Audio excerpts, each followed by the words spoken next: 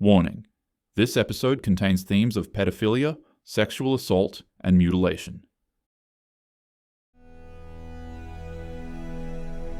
Welcome to Australian Crime Stories.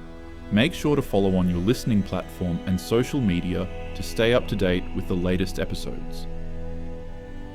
In Adelaide, following the notorious murder of criminal lawyer Derrance Stevenson, dubbed Body in the Freezer, a series of even more horrific murders would occur.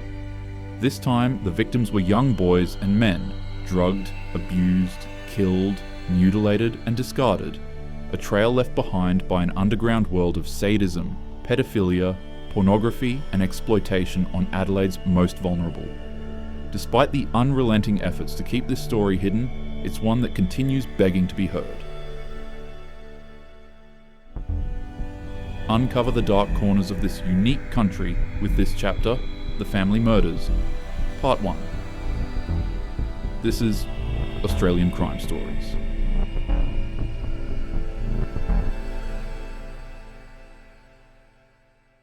Adelaide, 1970s, a city with two faces. On the surface, it projected culture, progress, and a sense of modern liberation. Only a few years earlier, South Australia had become the first state in the country to decriminalise homosexuality. That landmark change in 1975 was driven in part by the shock and outrage surrounding the 1972 drowning of Dr. George Duncan, a law lecturer at the University of Adelaide. His death, which was at the hands of off-duty police officers who would regularly beat up gay men and throw them into the Torrens River, ignited public debate and accelerated reform. The shift marked Adelaide as a progressive outlier in a country where homosexuality remained criminalised everywhere else. The broader city was changing too. Adelaide was proudly marketed as the Festival City, a cultural destination where wine, food, and the arts were celebrated. This transformation was closely tied to the leadership of Premier Don Dunstan, whose flamboyant personality, social reforms, and vision for cosmopolitanism made him one of the most recognisable figures in Australian politics. Dunstan's South Australia was outwardly liberal and increasingly international in its outlook. But beneath this new facelift for Adelaide was a hidden undercurrent of organised crime and exploitation. And it was growing. Adelaide was known as Australia's ice capital. Methamphetamine and other drugs flowed through its underground markets, connecting street-level crime to higher-level organised operations. For young people living on the margins, drugs were both a lure and a trap. Many of Adelaide's so-called street kids, teenagers drifting between home, institutions, and the city, were drawn into this underground economy. They congregated in central locations such as Victoria Square, Hindley Street, and North Terrace, where dealers and predators alike knew to find them. For these youths, drugs and alcohol were often provided freely at first. Amphetamines, cannabis, and sedatives were handed out in exchange for companionship, sex, or silence. It was a mechanism of control. Once hooked or intoxicated, boys as young as 13 could be easily manipulated, ferried to bars, parties, or private addresses, and passed among groups of men. Some popular gay venues in Adelaide's nightlife, such as Mars Bar, the Green Dragon, and La Belle, were remembered by some as places for freedom, music, and community, but allegations later suggested that in certain circles, the line between liberation and exploitation was blurred. Witnesses claimed that young men, sometimes underage, were put on stage in little more than a G-string and auctioned to crowds, bids made with play money from the board game Monopoly. Yes, this was all happening in Adelaide's underworld, but this wasn't a mystery to the majority of Adelaideans. The drugs, the street kids, the predatory networks, it was all an open secret that Adelaide acknowledged in whispers but never addressed. Alongside this unease about organised crime also came significant doubt of the integrity of law enforcement. Allegations of police corruption circulated widely, particularly in relation to the protection of vice operations and networks of influence that seemed to sit above the reach of justice. It was within this contradictory city, cultured and progressive on one side, corrupt and dangerous on the other, that the crimes now known as the family murders took root.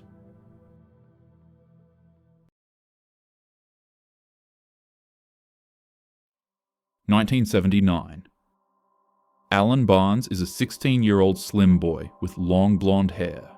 He had a flair about him, wearing braces over checkered shirts clipped to tight black jeans. People described him as a cheeky charmer and chick magnet. With his pale skin and light hair, he gains the nickname Spook by his mates, Bowsy and Preacher. He spent his weekends around Adelaide, drinking beer and smoking weed. At the start of the year, Bowsy introduces him to another teenage boy, Darko Castellan, and Alan starts spending more and more time with him. Friday 15th June, Darko picks up Alan from his family home in Salisbury, about an hour drive from Adelaide. They hang out at one of their regular go-to bars, the Old Lion. After, they drive back to Darko's, but are pulled over by police, and the car is issued with a default notice. With no car, they hitchhike their way home, a common practice in Adelaide at the time. Saturday, the 16th. They hitchhike their way back into the city and spend the evening drinking at the Old Lion again. They hitchhike home after they're done. Sunday, the 17th. By midday, they get out of bed and join Darko's family barbecue. After that, Darko's brother drops them off at Grand Junction Road so they can hitchhike their way back to Alan's. He told his mum he'd be back by Sunday afternoon. They walk for 2.5 kilometres along Grand Junction Road with their thumbs out. No luck. Darko gives up and heads back to his home. Meanwhile, at Alan's home, he doesn't return when he said he would. His mum, Judy, calls Darko to check if he knew where he was. He tells her where he left him and was surprised he wasn't home yet. By 10 p.m, Judy reports Alan missing, but the police don't take her seriously and instead dismiss the report. He's probably off with some mates. Just wait, he'll come home. 4 days pass. Thursday, the 21st. It's Alan's 17th birthday, and his family are desperately waiting for him to show up for the celebration they've prepared. Perhaps the police were right, and he has just run off with some mates for a bit. But they know he wouldn't miss his own birthday, so when he doesn't show, it becomes increasingly clear that something is not right. Friday, the 22nd. After almost a week of pacing the house, sleeping by the front door and hounding police to take the missing report seriously, Judy starts to get a feeling that Alan isn't coming back. Police arrive at their home that evening, now ready to take a missing persons report. Sunday, the 24th. Two friends are on a motorbike ride through the Adelaide Hills. They stop by the South Para Reservoir to take a walk. Quickly, they discover Alan's body below the bridge that crosses the river. Police are called, and Head of Forensics Dr. Colin Mannock performs the autopsy.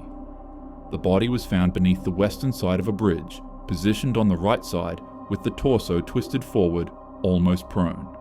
On first look, they assume the boy has jumped or fallen from the bridge, dying on impact. However, as they look closer, they determine his dead body has been thrown from the bridge.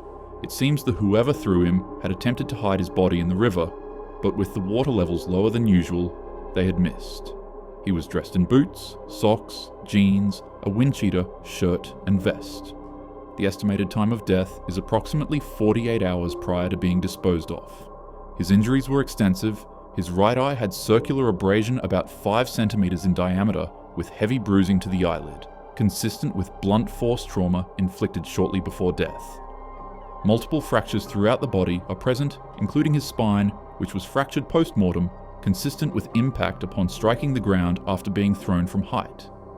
The most concerning find were the anal injuries, pronounced dilation and 2 deep lacerations through the sphincter, one directed forward and left at the 7 o'clock position, the other at 9 o'clock.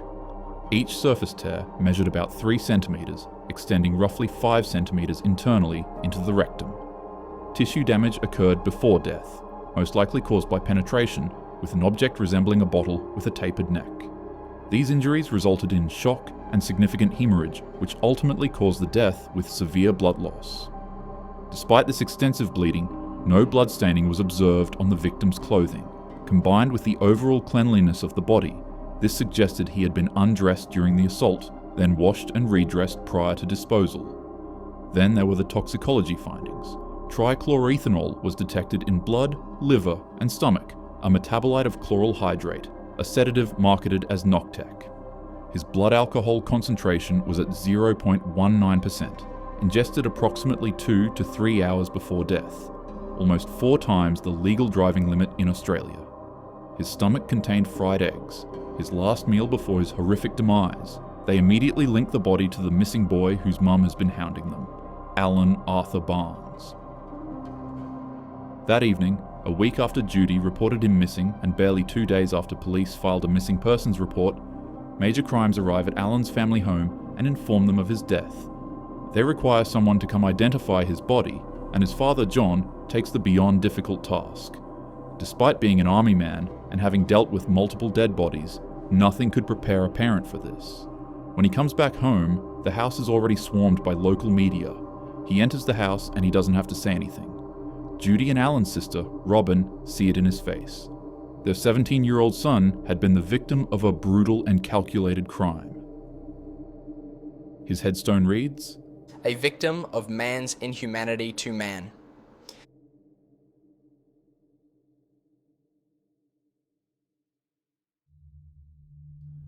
Darko informed police of their movements that weekend, and then leaving Alan on Grand Junction Road. Officers canvassed the area, and several locals reported seeing a white or light-coloured Holden HQ sedan pull up next to him between 2 and 4 p.m. A young couple who knew him believe they saw him at a shopping centre in the northern suburbs 3 days after he went missing. Alan's own brother, Mike, believes he saw him after he had gone missing. On Friday evenings, Mike would learn how to drive a semi-trailer.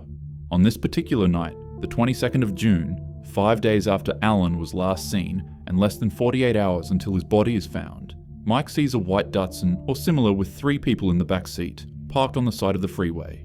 A man around 6 foot, strong jaw and large glasses gets out of the car. The person in the back to the right was a chubby man. The person in the middle was unconscious, mouth agape. "Fuck, that's my brother Alan in that car," he tells the instructor, but they keep on driving. 2 days later, the story of Alan's body being found comes onto the TV as Mike's watching. He quickly goes home to be with the family, eventually telling each of them what he saw Friday night. Judy doesn't believe it. She can't. "You didn't see him. It wasn't him." Years later, a new witness comes forward claiming he had spent time with Alan the Saturday before his murder.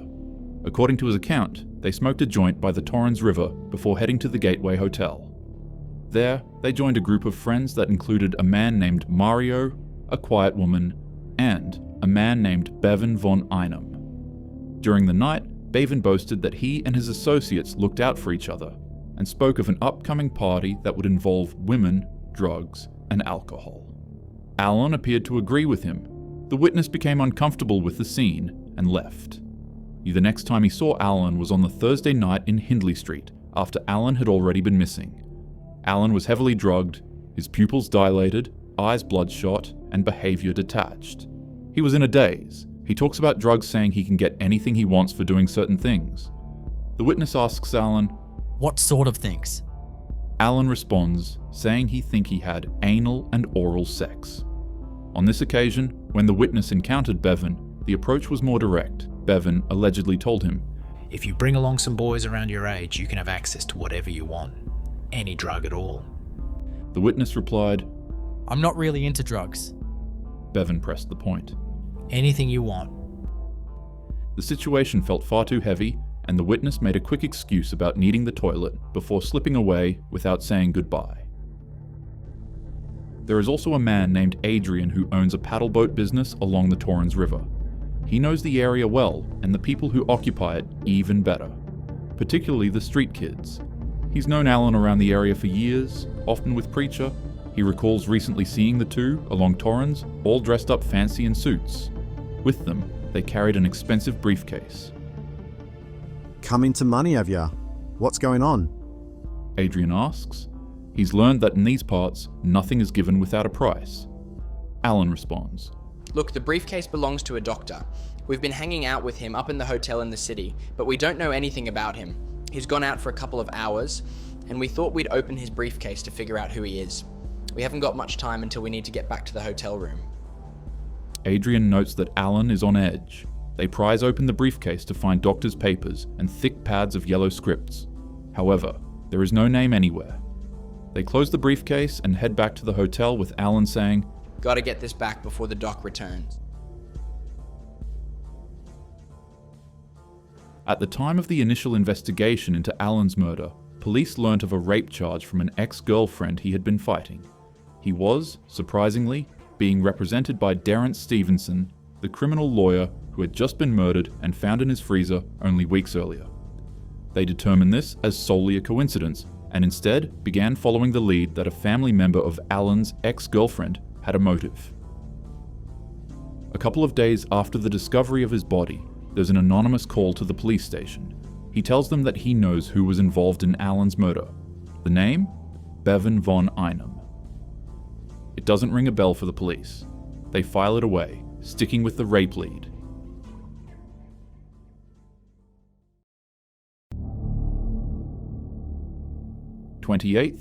August 1979. A man is having a casual walk towards the southern end of Outer Harbour at the northern tip of Lefebvre Peninsula. He climbs down the rocks to access the riverbank and sees some green and black garbage bags. He investigates and immediately sees 2 human feet. He notifies police, and quickly, forensics and media are at the scene. Forensic pathologist Dr. Ross James performs the autopsy. A head injury was inflicted shortly before death, though this was not fatal. The true cause of death was catastrophic blood loss linked to severe anal trauma. At least 3 major tears, with multiple smaller ruptures and bleeding into surrounding tissue. These injuries had been sustained while Muir was still alive. They were not the product of a blade, but of an object forced into the body, likely something akin to a capped, tapered bottle. The mutilation was extensive. The corpse had been divided into roughly 4 large sections. Cuts through the neck at the 4th cervical vertebra, through the lower spine at the 4th lumbar vertebra, and above the knees. The head had been separated, limbs severed, and the genitals removed. 1 testicle was missing, the penis had been cut apart, the scrotum opened, and fingers, thumbs, tattoos, and intestines excised. The skin had been flayed into dozens of pieces, counted at around 45. Parts of the arms and legs had been stuffed back inside the torso. A final grotesque touch was the use of a yellow plastic cord threaded through the detached neck, back out through the mouth, and tied through the ribs. To Dr. James, who had examined countless bodies, this was without precedent. Parallels with the Barnes case were stark: sexual assault during life, use of sedatives, bodies later washed, and disposal in water. The similarities suggested the work of a sadist. Various experts theorized about the state the body was found. Some considered the mutilation as clear work by someone with medical knowledge, while others believed the dismemberment lacked methodical precision. The dismemberment sparked theories that the killing was connected to drug reprisals, suggesting Muir may have crossed paths with Adelaide's criminal networks. There was also speculation about ritualistic motives, pointing to the missing testicle as either a macabre keepsake or even evidence of cannibalistic indulgence. Or perhaps the dissection had been simply aimed at obstructing identification of the body. Whatever the reason, to understand what happened to this 25-year-old man, they need to understand who he is and what his movements were leading up to his death. Authorities were able to identify the body through fingerprints as being that of Neil Frederick Muir. Neil Muir was born in 1953 in the Murraylands region of South Australia, a rural area shaped by small-town values, close-knit communities, and life along the Murray River. His childhood was marked by instability. His father, a gambler and heavy drinker, moved the family frequently, forcing Neil and his siblings to change schools often and share cramped living spaces.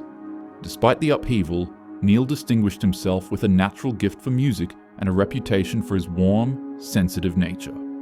Whatever bit of stability he had collapsed when his parents' marriage ended violently. During this period, Neil fell in with new influences, meeting a young man who introduced him to Adelaide's nightlife and drug culture. By 1972, he was spending more and more time in the city. His appearance shifted to reflect the urban scene: tattoos, piercings, and a more edgy style. The tattoos became central to his identity, expressions of loyalty, sensitivity, and defiance. They included dedications to his mother, a symbol of South Australian pride, the name Trisha, and mottos such as death before dishonour and true love, alongside traditional motifs like swallows, a heart, and an anchor. Neil also fell in with a circle of friends that included a young trans woman, Sarah Novak, and her childhood friend, Bevan von Einem. Bevan and Sarah have been consistently reported to have often picked up young men together around Adelaide.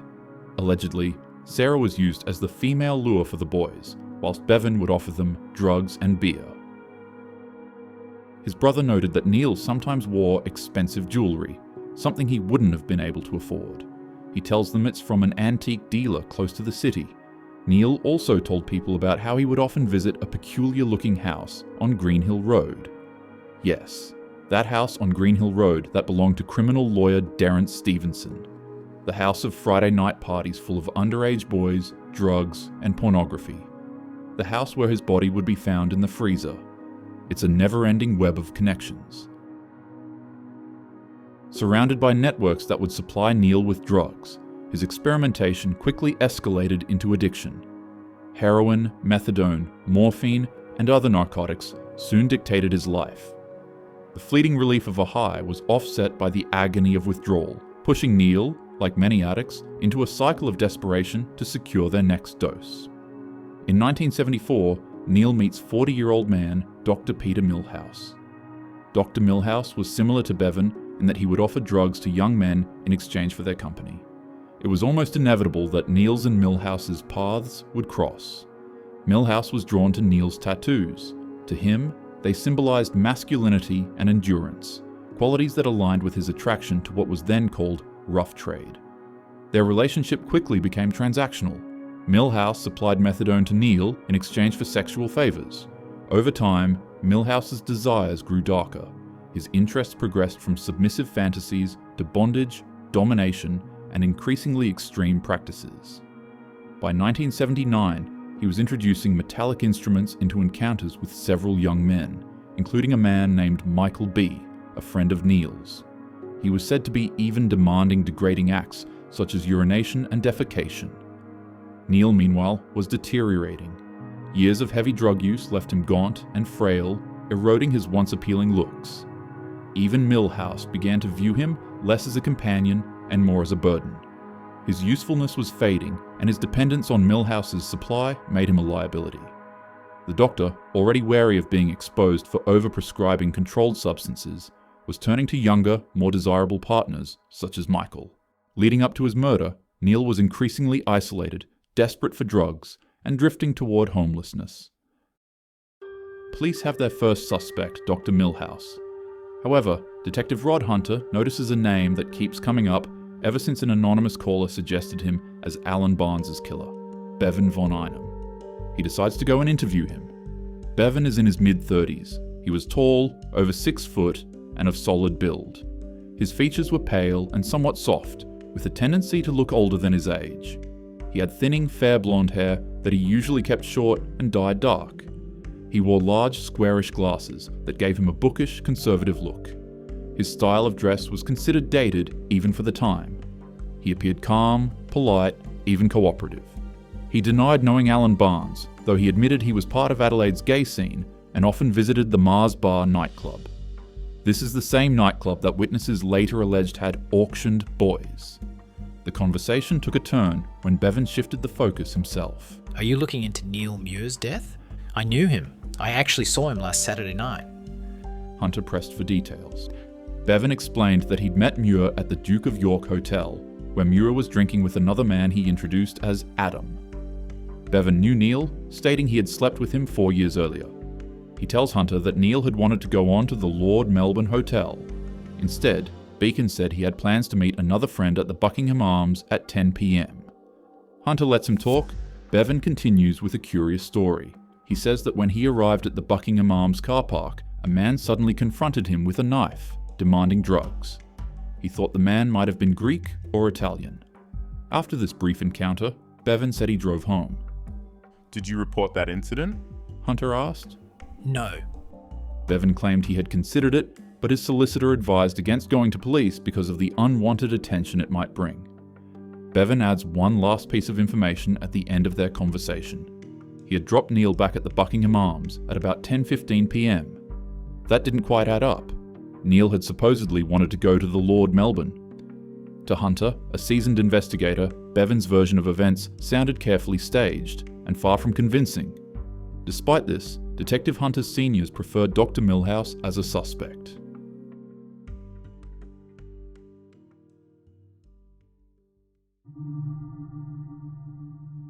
Neil's last movements. The investigation into Neil Muir's death was a complex police inquiry relying on leads from Adelaide's drug scene. Police were able to piece together a timeline. Saturday, 25th August, 1979, Neil boarded a bus to the Hillcrest Methadone Clinic for what would be his final 80-milligram dose. He spent the afternoon in the company of Michael B. until 6 p.m. Michael B. makes an important note of seeing a band-aid on Neil's leg. That night, he then socialised with Sarah, Bevan, and others at the bars, Duke of York, Lord Melbourne, and Buckingham Arms. His sleeping location that night is uncertain, though it is likely he stayed at a friend's boarding room on Carrington Street. Sunday, 26th. Neil was seen with Dr. Peter Millhouse at the Hope Inn Sports and Social Club in Ridleyton playing 8-ball. He had also attempted to attend the methadone clinic that day, but was refused his dose due to being visibly intoxicated. This denial may have heightened his desperation, prompting him to seek out Millhouse later that evening. Monday, 27th. Neil was observed on Hindley Street in Adelaide, and crucially, 2 hotel workers reported seeing him with Millhouse around 2:30 to 3 p.m. One of the hotel worker, Ramadan Ramadani, had ejected Neil from his hotel for being too drunk or high.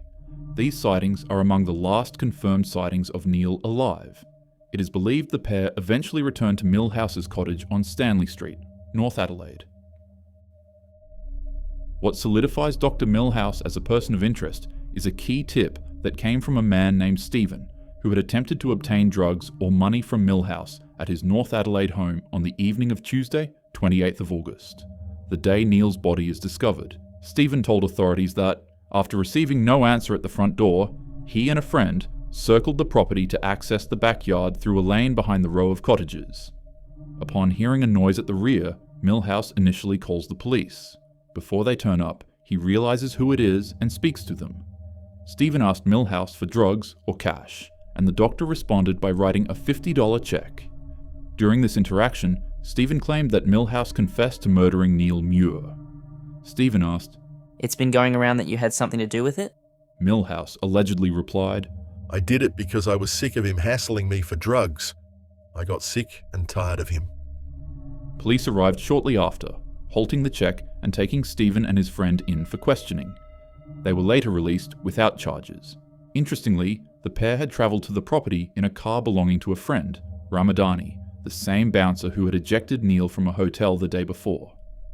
When Ramadani retrieved his vehicle, he noticed a blue and white HR Holden parked in front of Millhouse's cottage, a detail also recorded by Constable Hoadley. Following Stephen's statement, police had obtained full details of the alleged confession.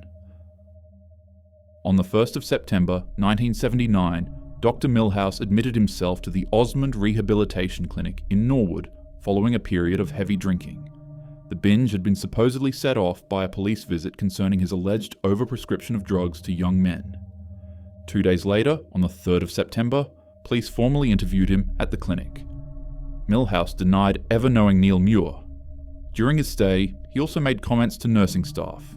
At one point, he remarked that Muir's fingerprints would be all over his car, then quickly added that a friend had borrowed the vehicle. By this stage, the blue and white Holden had been shifted a short distance to Barnard Street near Calvary Hospital. As the days passed, Millhouse's demeanour changed. After receiving acupuncture and speaking several times with his lawyer, he moved from anxious agitation to calm self-assurance. He told staff, "I will put my trust in the good old British justice system." From then on, he stopped referring to fingerprints or his borrowed car, and instead focused on providing police with an alibi, though the account contained significant gaps. Following his time at Osmond, Millhouse arranged transfer to the more prestigious St. Anthony's Hospital. There he appeared more composed and reportedly told friends he considered the Norwood Clinic beneath him. The move was seen both as a preference for higher-end care and a way to distance himself from staff at Osmond who had heard his earlier remarks. Major Crimes obtained a search warrant for Dr. Millhouse's rented North Adelaide flat. There they noted blood marks in the bathroom, a rug with fibres resembling those found on a band-aid recovered with Neil's body, and ordinary items such as plastic bags and cord. With public pressure building, the investigation quickly escalated.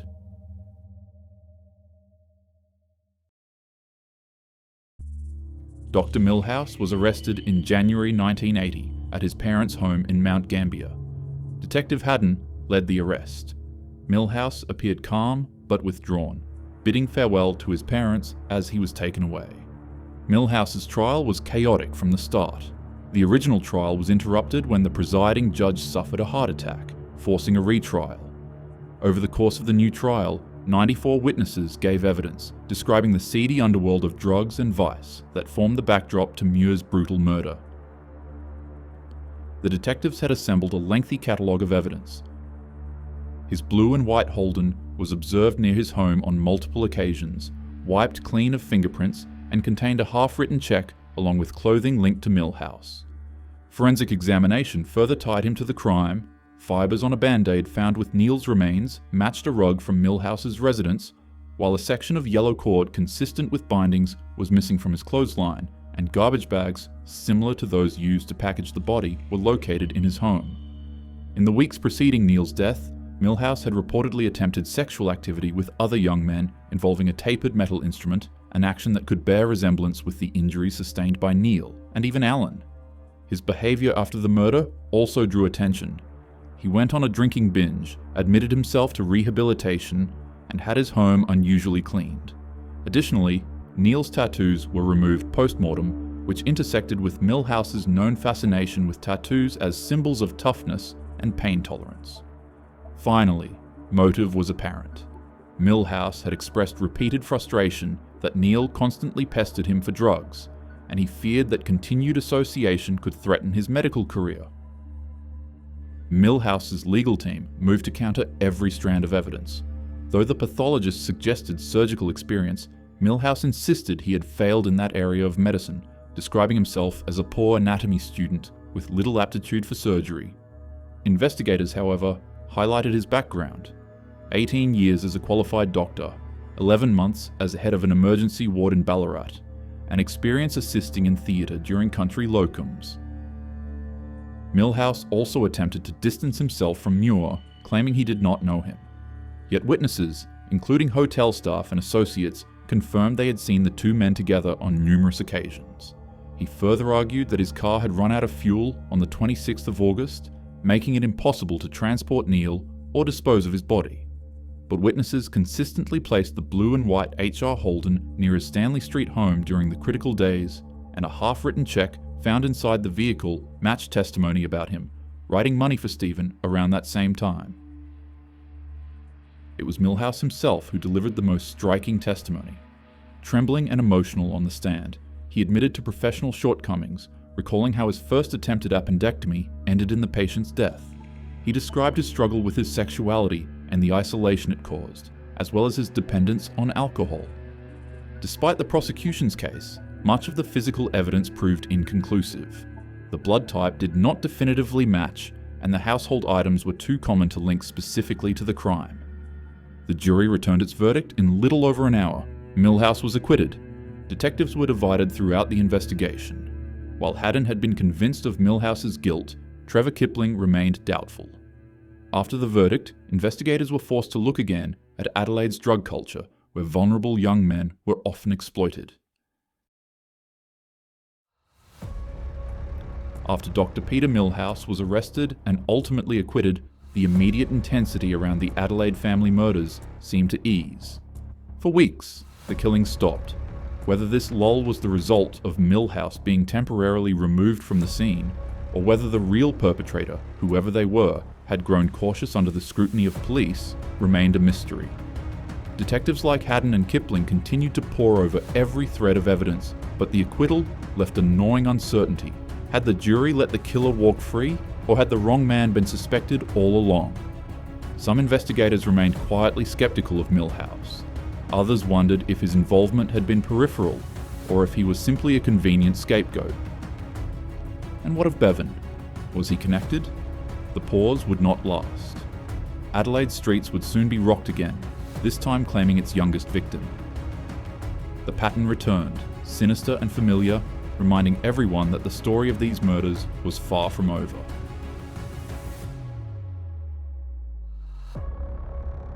Want to continue this crime story? Listen to The Family Murders, Part 2, out now. for subscribers.